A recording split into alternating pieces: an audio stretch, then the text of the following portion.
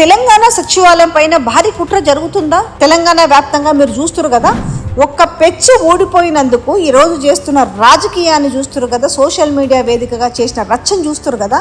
అసలు ఆ పెచ్చు వెనుక ఇంకా చాలా కథ ఉందనిపిస్తుంది. ఎందుకంటే బీఆర్ఎస్ నేత తెలంగాణ తొలి ముఖ్యమంత్రి కేసీఆర్ బయటికి వస్తుండు, సభ పెడుతుండానంటే వీళ్ళలో ఒక జలకొచ్చేసింది. అంటే బాస్ ఇస్ బ్యాక్ అన్నట్టుగా వీళ్ళలో ఒక భయం మొదలైంది. సో ఈ భయాన్ని తట్టుకోలేక ఇప్పుడు ఏం చేసిరు, కాళేశ్వరం కూలింది, లేకపోతే మేడిగడ్డ పగిలింది, అన్నారం ఇరిగింది, ఇట్లాంటివన్నీ కాకమ్మ కబుర్లన్నీ చెప్పుకొచ్చిరు. దాని తర్వాత కరెంట్లో కమిషన్లు అనేసి చెప్పి దాన్ని నడిపిండ్రు. ఇట్లా ఒక్కటి కాదు ఒక్కొక్కటి వండి వార్చుడు అయిపోయిన తర్వాత ఇప్పుడు ఏం పట్టింది వీళ్ళకంటే, ఇప్పుడు హుస్సేన్ సాగర్ తీరాన్న చాలా అందంగా కనిపిస్తున్న సెక్రటేరియట్ ఉంది. ఇప్పుడు ఆడ ఉన్న 150 అడుగుల అంబేద్కర్ విగ్రహాన్ని ఏమి చేయలేరు, ఎందుకంటే జనాలు తొక్కి సంపుతారు కాబట్టి ఏం చేయాలి, ఇప్పుడు ఆ సెక్రటేరియట్ మీద ఇప్పుడు దాని మీద పెద్ద కుట్ర చేయాలి. ఏంది ఆ కుట్ర అంటే పెచ్చు ఒకటి కాదు, ఇంకా రేపు అవసరమైతే దాని పిల్లర్లైనా ఊలగొడతారు, దాని తర్వాత రూమ్లైనా వలగొడతారు, లేదనంటే ఆ పైన ఉంటాయి కదా బురుజులు కనిపిస్తుంటాయి కదా, ఇట్లా అవి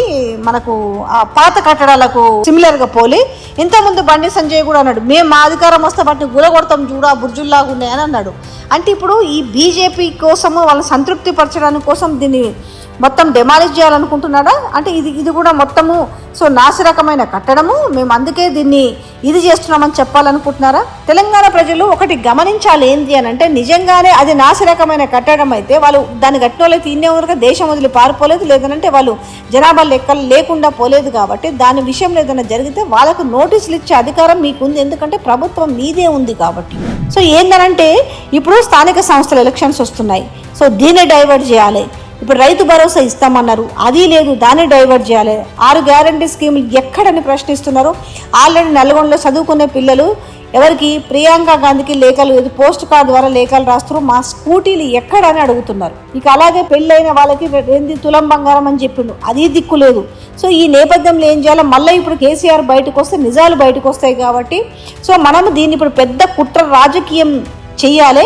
ఈ నేపథ్యంలో మనం ఈ సెక్రటరీ మీద ఫోకస్ చేయాలి. ఇప్పుడు ఆ సెక్రటరీని ఏదో చేయాలని చెప్పి అంతా బాగున్నదని ఇలా వాస్తు బాగలేదని చెప్పి ఇవాళ రేవంత్ రెడ్డి డ్రిల్లింగ్ పనులు మొదలుపెట్టి ఒక పెచ్చు ఊడిపోతే ఒక పీఓపీకి సంబంధించిన ఒక పెచ్చు ఊడితే దాన్ని పెద్ద రాద్ధాంతం చేసి సోషల్ మీడియా వేదికగా ఆ కాంగ్రెస్కు సంబంధించిన సిల్లీ ఫెలోస్ దాన్ని పెద్ద అంటే పీకి లాగి రాద్ధాంతం చేస్తారు.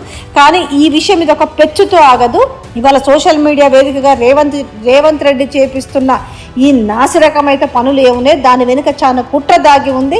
బరాబరు మొత్తం దాన్ని అప్రతిష్ట పాలు చేసే ప్రయత్నం చేయబోతున్నాడు తెలంగాణ ముఖ్యమంత్రి రేవంత్ రెడ్డి. కాబట్టి తెలంగాణ ప్రజలు ప్రతిదీ గమనించుకోవాలి, దీని వెనక అసలు ఏం జరుగుతుంది. ఎందుకంటే కేసీఆర్ బయటకు వస్తే జనాలందరూ కూడా ఇప్పటికే కేసీఆర్ రావాలి అని కోరుకుంటున్నారు. కాబట్టి ఇప్పుడు మళ్ళీ అది లేకుండా దీని డైవర్షన్ పాలిటిక్సే కాదు, డైవర్షన్ డ్రామాలు కూడా ఆడుతున్నాడు. ఎందుకంటే వాస్తు పిచ్చి ఉందని ఒకప్పుడు చెప్పిన వ్యక్తి, ఆయన వాస్తు కోసం ఏమేమి చేసిరో ఒక్కసారి నేను చాలా ఫాస్ట్గా చెప్తా. ఆయన 2018 కొడంగల్లో ఎమ్మెల్యేగా ఓడిపోయిన తర్వాత ఫస్ట్ చేసిన మార్పు ఏందో తెలుసా?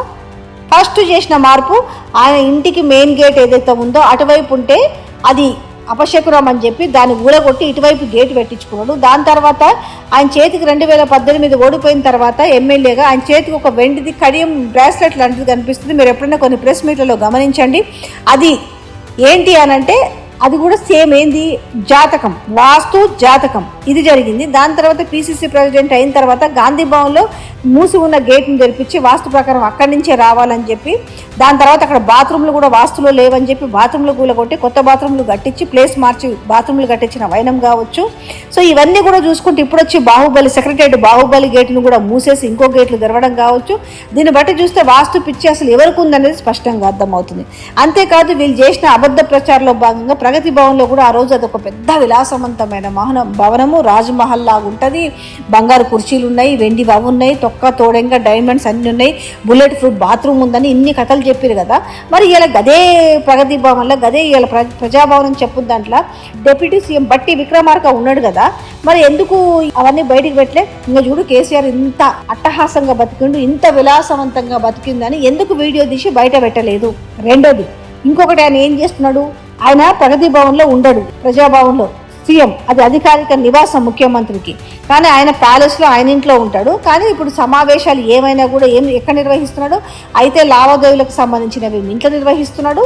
రిమైనింగ్ ఏమో కమాండ్ కంట్రోల్ రూమ్లో. ఎందుకు? సెక్రటరియట్ బాగున్నప్పుడు అంటే సెక్రటరియట్ను కూలగొట్టే ప్రయత్నము, సెక్రటరియట్ మీద అపవాదు వేసే నెపము జరుగుతుంది. కాబట్టి ఆయన పోయి మీటింగ్లన్నీ కూడా ఏడో పెడుతున్నాడు. ఏ అఫీషియల్ మీటింగ్లు అంటే కమాండ్ కంట్రోల్ రూమ్లో పెడుతున్నాడు. వసూళ్లకు సంబంధించినవి ఎక్కడ పెడుతున్నాడు అయ్యా అని అంటే ఆయన ఇంట్లో పెట్టుకున్నాడు. సో దీన్ని బట్టి తెలంగాణ ప్రజలు అర్థం చేసుకోవాలి ఏంటంటే సెక్రటరియట్ని కావలసుకొని అబాసు పాలు చేయడానికి వీళ్ళు కంకణం కట్టుకున్నారని స్పష్టంగా చెప్పొచ్చు.